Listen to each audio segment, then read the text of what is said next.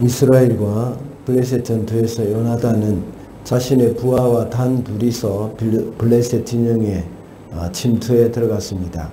거기서 두 사람의 활약으로 블레셋 진영은 큰 혼란에 빠졌습니다. 그 말씀을 통해서 어제는 담대한 믿음이라는 제목으로 말씀을 살펴보았습니다. 담대한 믿음은 환경을 초월하는 믿음이고 실행에 옮기는 믿음이며 또 대적들을 두려워하게 만드는 믿음이라고 했습니다.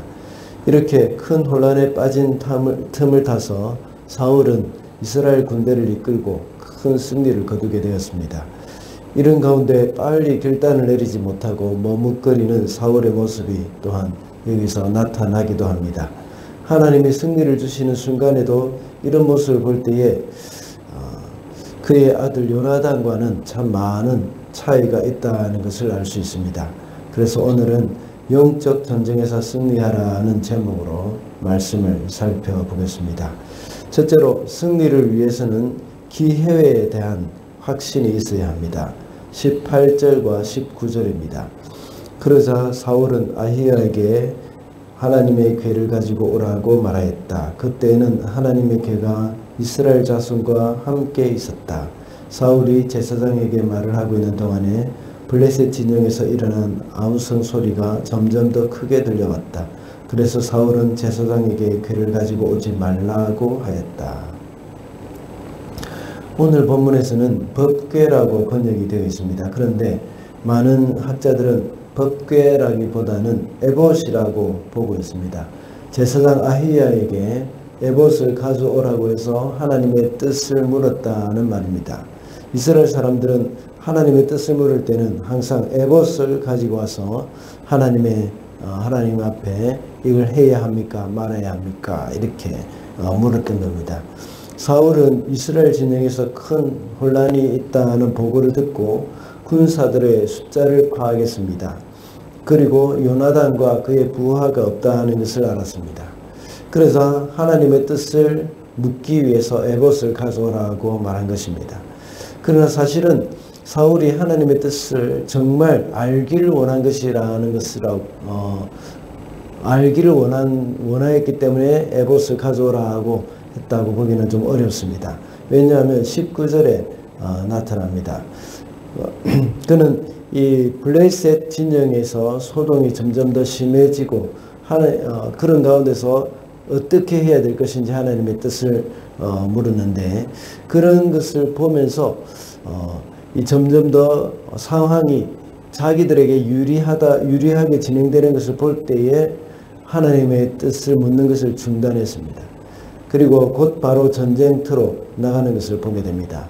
하나님의 뜻을 확실하게 알게 되었기 때문에 묻는 것을 중단한 것은 아닙니다. 본래 하나님은 이 전쟁을 통해서 이스라엘에게 승리를 주실 계획을 가지고 있었습니다.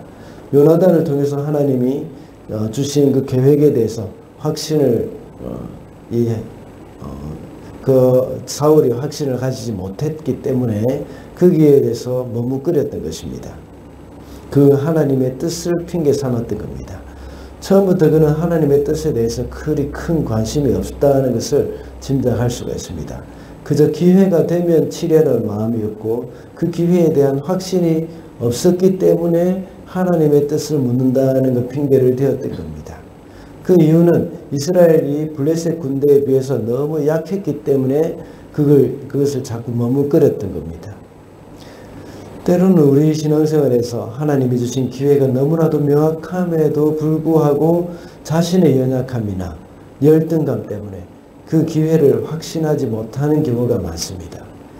이런 현상은 사사기 시대에 이스라엘이 가나안을 정복하지 못한 그런 이유이기도 합니다.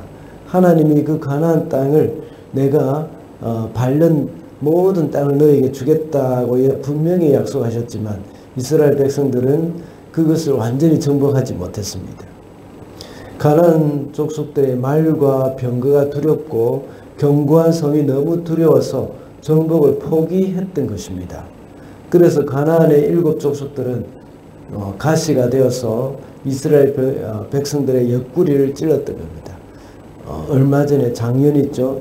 작년이었죠. 사사기를 새벽기도 때마다 묵상하면서 이것을 말씀을 드린 적이 있습니다. 그러므로 승리를 위해서는 하나님이 주신 기회에 대한 확신을 가져야 합니다. 하나님의 뜻을 분별하는 법은 몇 번 말씀드린 적이 있었기 때문에 오늘은 여기서 말씀드리지는 않겠습니다. 다음에 기회가 있으면 다시 말씀을 드리도록 하겠습니다. 둘째로 승리를 위해서는 모두가 한 마음이 되어야 합니다. 21절과 22절입니다. 블레셋 사람들 편을 들어 싸움터에까지 나왔던 히브리 사람들도 이제는 돌이켜서 사울과 요나단이 지휘하는 이스라엘 편이 되었다. 또 전에 에브라임 산간 지방으로 들어가 숨었던 이스라엘 사람들도 블레셋 사람들이 지고 달아난다는 소식을 듣고 모두 뛰어나와 블레셋 군인들을 뒤쫓으며 싸웠다. 21절을 볼 때 블레셋 사람들의 편을 들어 싸움터까지 나온 히브리 사람들이 있었다고 말씀하고 있습니다. 이 말씀에 대해서 학자들은 말하기를 그 당시 이스라엘 사람들이 블레셋 사람들의 지배 아래 있었고 그 압제 아래 있었기 때문에 강제로 전쟁에 동원된 경우라고 말을 합니다. 우리나라에도 역시 일제시대 때에 강제로 동원돼서 전쟁에 나가기도 했지만 대부분이 다 공출 이런 명목으로 많은 사람들이 노동으로 강제 노동으로 전쟁터에 가기도 했습니다. 그들이 전쟁에 참여한 가운데 이스라엘 백성들이 전쟁에 참여하는 가운데 요나단이 블레셋의 진영에 왔을 때부터 그들이 이스라엘 편이 되어서 블레셋 군사들을 대항해서 싸운 것입니다. 그래서 이스라엘 군사들의 눈에는 블레셋이 자기들끼리 싸움을 하고 있는 것으로 멀리서 볼 때는 그렇게 보였던 것입니다. 그뿐만 아니라 두려워서 이 에브라임 산간 지역에 흩어져 버리고 숨어버렸던 이스라엘 군사들도 돌아왔습니다. 블레셋 사람들이 패하여 도망간다는 소식을 듣고 합세하여 뒤쫓아가서 싸웠던 겁니다.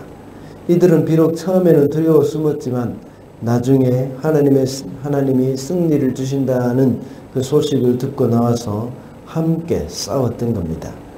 이렇게 하여서 이스라엘 백성들 중에 블레셋의 군대에 속한 자들과 도망가서 숨은 자들까지도 다 나와서 이 승리를 위해서 한 마음이 되었던 것입니다. 성도의 생활에 있어서 한 마음이 된다는 것은 굉장히 중요합니다. 왜냐하면 교회는 한 공동체이기 때문입니다. 사탄이 교회에 대해서 노리는 것은 성도들의 마음이 나뉘는 것입니다. 서로에 대해서 마음이 상하거나 상처를 입어서 서로에 대해서 원망하는 것, 이것을 사탄은 원하고 있습니다. 그렇게 함으로 영적 전쟁에서 패배하게 만드는 것이 바로 악한 마귀의 전략입니다. 특별히 교회의 중요한 일을 앞두고 있을 때에는 마귀는 아주 사소한 것으로 마음을 나뉘게 만들 때가 참 많습니다. 그래서 어떻게 하든지 하나됨을 힘써 지켜야 합니다. 이것이 바로 승리의 비결입니다.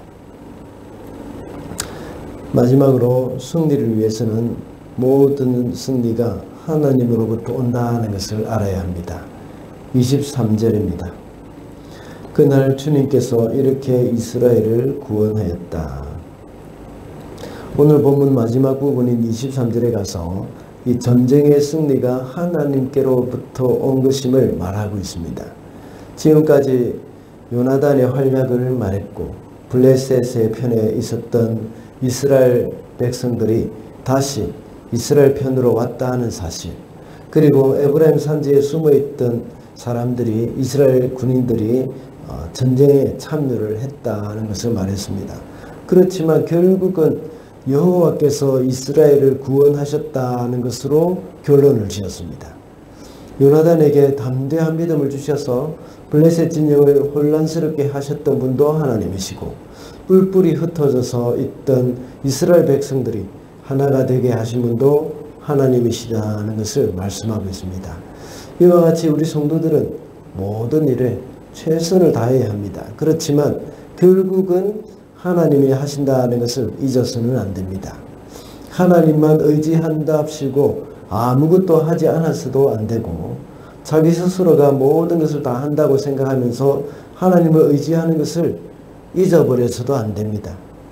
때로는 우리가 아무것도 할 수 없는 상태에서 하나님이 우리를 도우셔서 모든 승리를 주실 때도 있습니다. 그리고 반대로 우리가 모든 것을 준비하지만 하나님께서 그 준비가 효과 있게 하셔서 우리를 승리하게 하실 때도 있습니다.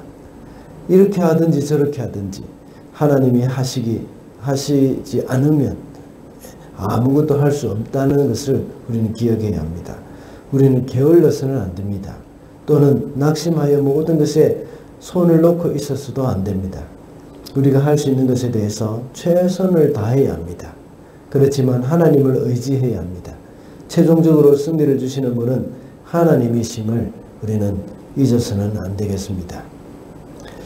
말씀을 맺겠습니다. 오늘은 영적 전쟁에서 승리하라는 제목으로 말씀을 살펴보았습니다.